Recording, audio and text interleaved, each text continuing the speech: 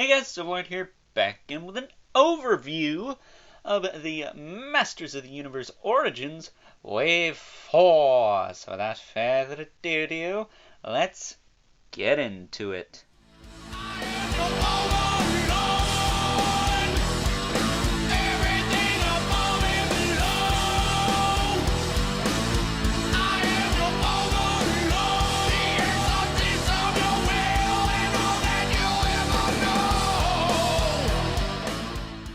Alrighty guys, as I said before, today we're going to be doing a bit of an overview of Wave 4, the Masters of the Universe Origins line from the fine folks over at Mattel. And like Wave 3, I got one that has a bit of a stinky poo-poo problem. Watch the video earlier for that detail. That's right, I am uploading this the same day as I uploaded the Hordak review. That went up at 5 a.m. this morning. This is going up at 5 p.m. So, if you ain't sick of me yet, you will be.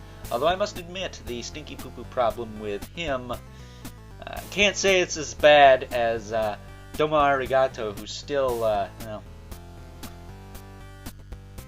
he's awaiting surgery. We'll say that. But, a moment of silence for Domo Arigato. But with that being said, let's kick things off with the first figure I reviewed from this wave. We got Ninjor. That's right, the infamous Ninjor. One of the later figures in the vintage line, and it's kind of funny that they're knocking out some of the Grail characters this early on in the line. I mean, we still don't have a Mecha Neck, man. What's up with that? Although, I am not opposed to getting more villains, because according to a local friend of mine, I always like the villains more than the heroes. But that's because they just look cooler, man. Is it my fault that they made all the villains look badass and all the heroes look like losers? I don't know. But with that being said, Ninjor is an awesome figure. I think he's definitely one of the best figures in this line so far. And definitely one of my favorites. Possibly top 5 even, which that's a bold statement considering I just got him a few weeks ago. He's also red and black, which is very Overlord, because if you haven't noticed, those are basically the colors of the channel. The Overlord color palette consists of red, black, and other dark colors because he's an Overlord. That's how it's supposed to work. But with that being said, Ninjor is super awesome. Has a few new parts. He's got the new head, the new armor piece, the new lower arms, I think, maybe. Maybe those are reused, I don't know. And then he's got the 3 weapons, which you can store 2 of on his back. And you can have him holding the other one in his hand, like I have him holding the sword there. So that, in and of itself, is pretty awesome. The little dragon on his armor piece, too, is also really cool looking as well. But not a lot of new tooling, but he doesn't really need it. He just stands out, and his weapons add a little bit of contrast, so doesn't just blend into the background there. So yeah, really cool figure. Moving on to the next figure I reviewed, we got Tri-Klops, the mighty Tri-Klops, kind of rounding out the core evil warriors. As I said in that review, he joins the ranks of Trapjaw, Beastman, Evelyn, aka the Bitch, and Panther, and Murderman. Almost forgot old Fish Face, because, well, after I got this wave, he was kind of old news. But, Tri-Klops, maybe my favorite out of this wave. I don't know. He's kind of tied with Hordak and Ninjor, even though Hordak does have a loosey-goosey left booty over there. But Tri-Klops is absolutely fantastic. Not a lot of new tooling on him either. Just essentially a He-Man buck with new armor, new head, new sword. Which I will say, he does have a significant amount of mold degradation on the visor, on his head there, and his sword. Not sure why that is, because these don't seem to be mass-produced, because, well, you can't find the damn things, so there obviously ain't as many as there could be. So, yeah, kind of weird. Maybe they made that mini-comic version before they made this guy, so the mold's been used and abused a little bit more than we might think it has been, but there is no scheduled release date for that mini comic version of Tri-Klops, or any way to pre-order or avenue to purchase it yet. So not sure if that's going to be an exclusive or what, or if that's not even made yet. But you know, Tri-Klops does have a little bit of that mold degradation on him, which is kind of weird because it's only on those two things, nowhere else on the figure. And this wave, as far as that goes, even though it is a lot of reuse, not a lot of mold flashing on these figures. Even wave 2 and 3 didn't have a lot of that either. So that's one thing this line does pretty well.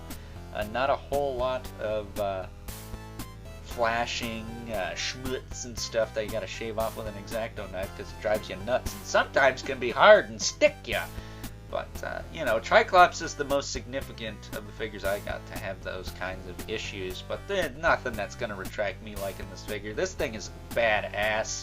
I love Tri-Klops. He's essentially me as a character because his eyes are jacked up and he needs special glasses so he can see what he's doing.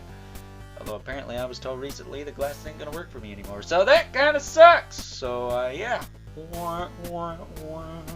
But Tri-Klops is still an awesome figure, and I do like him a lot. One of the contenders for my favorite of this wave. Also, my first vintage figure I ever bought at the, I think it was called ChaseCon at the time, but it's Saratoga Comic-Con, which is held about 30 minutes from where I'm at. I bought him for $5, and I actually replaced his left arm because one of his fingers was kind of melted. It was shorter than the rest of them. I believe I got his sword from somebody off of Instagram. So shout out to them for the hookup on that, because I have complete miniature Tri-Klops. You wouldn't know that because he's in storage, but trust me, it exists. Moving on from him, we have Stratos, the simplistic Stratos, voiced by Sean Connery, who apparently was also a dragon and James Bond. So cool points there to the late great Sean Connery. But talk about Stratos, who is one of my favorite heroic warriors, but damn it, they did this stupid blue wing variant again. I don't know why Mattel keeps doing this, probably just to piss me off, but I want the red wing blue harness version. Okay, that's the version from 2000X. Hell, they did that on the Rey Mysterio from the freaking WWE line. Why the heck can't we get a red wing blue harness Stratos that's easy to find? They did it on the Mega Constructs. They did it on the MOTU Classics in the 2-pack with Hawkman. And now they did it on this guy. Are you trying to give me an aneurysm, guys? Do the correct version of Stratos, the cooler version of Stratos, please and thank you. But it's cool to finally have Stratos, and I have to say, I do like the way they implemented the wings on this figure. The clip system is superior to what Mysterio has going on. Rey Mysterio, that is, not the fishbowl Spider-Man villain. But the Rey Mysterio utilizes the MOTU Classics parts, funny enough, we were just talking about that. And they are a bit loose on him. That's the thing. The MOTU Classic stuff looks better, but it's very loose on these figures. And I did swap those parts out once on this Stratos, but again, I had to heat the crap out of the wings to stretch them over this figure's armbands. So it can be done, but it's gonna take some work. So with that being said, Stratos is my least favorite of this wave, but I still think he is an awesome figure. I highly recommend you pick up him and Tri-Klops if you're only going to pick up a couple from this wave, because they are main characters from Masters of the Universe. Moving on from that, though, last but certainly, in this case, least, but I'm going to say not least, because it's freaking Hordak, man. I love Hordak. I love the vampire aspects of the character. Aesthetics, I should say. His little bat buddy, which you can't really see because Tri-Klops' fat head's in the way there. But he does come with the white crossbow, which I don't mind this crossbow. I think this crossbow worked quite well. I didn't have a whole lot of issues with it off camera. I might have on camera. I'm actually shooting this before the Hordak review, so a little bit of tidbit from behind the scenes there. It's just because that's how my iPad storage works. I can't help it. But this figure is fantastic. I love this guy. Other than the left boot being loose, which I said this in the Hordak review, or I'm going to say it again. I haven't recorded it yet, but planning on it right after I do this. If you want to customize figures, learn to use a hairdryer so they don't have to make a modular, please and thank you, because I already have enough trouble with loose joints that aren't supposed to pop out. It's worse when they're supposed to pop out. Just saying. Mashers and Mythic Legions do this right. Everyone else? Nah. I'm not going to count Glyos because it's a different scale entirely. I know the other two things are more 6-inch scale, but this is close enough to compare those two. Also, the Create a Wrestler from WWE, way better than this. Way better. So, just drop the modular crap. I don't care. And like 90% of the people who buy these don't care. All 5 of you customize can learn to use a freaking hairdryer like any other customizer. And be satisfied with the awesome shit you do. Okay? Okay. Glad we're on the same page. But with that being said, side rant aside, Hordak is awesome. Possibly one of my favorites from this wave. Again, really strong wave. I think this is stronger than Wave 3. Almost as strong as Wave 2. Kind of hard to beat Trapjaw and Scareglow. Easy to beat Orko because he sucks, but frickin' the other two, man, it's hard to kind of put this wave over that. But, you know, 3 out of 4 is better than 2 out of 4, although I do like Manny Faces too. But we'll talk about that wave when we finally get damn Scareglow. Still waiting on my pre-order BBTS. Come on! I guess more or less Mattel needs to ship them their stuff, huh? But Hordak is a perfect companion to She-Ra from the last wave. And yes, I like that figure. And no, I don't think my manhood is in question, especially since I shot her in the face with that crossbow in the last video.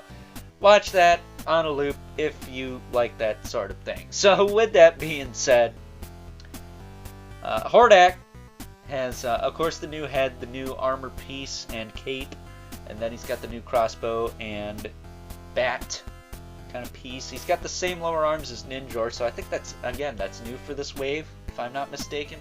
And then he's got the Horde boots and the Horde armband, which I'm not sure if that's reused from Classics or not. Could be. But the boots are new. The armband is new.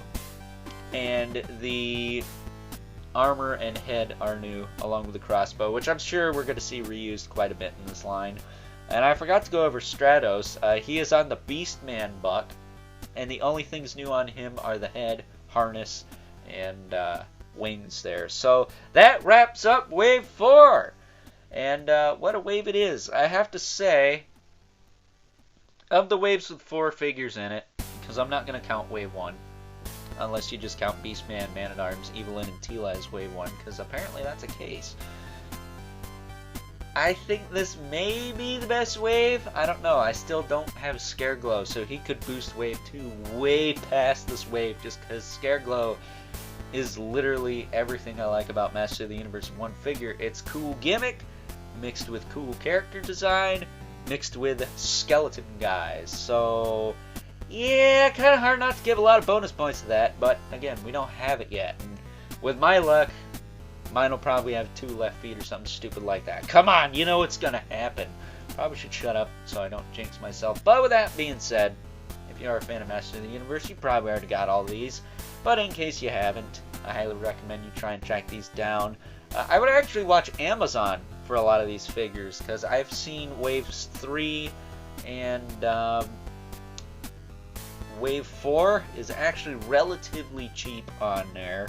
They're around the $20 mark. So if you don't have these and you still want them, I would check Amazon as often as you can, because I think they're going to have them before most other places. So there's that. If you want Wave 2, good luck with that. I saw a couple on Sure Thing Toys a couple of weeks ago, but yeah, I don't know what's up with that wave.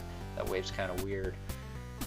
Well, that being said, I hope you guys enjoyed this video. Don't forget to give it a like, as well as hit that subscribe button and the notification bell so you know whenever I upload more videos to the channel. I'm going to be doing the Merciless Wave on Wednesday, an overview, and the final figure, the Grey Capullo style Dark Knights Metal Batman. That'll be up Wednesday. We're going to do a Throwback Thursday this week. Not going to say what it is, but you guys can figure that out for yourselves. And then we're going to look at something a little different, just because I need to clear some space on my iPad, and I've had a video saved for just the occasion.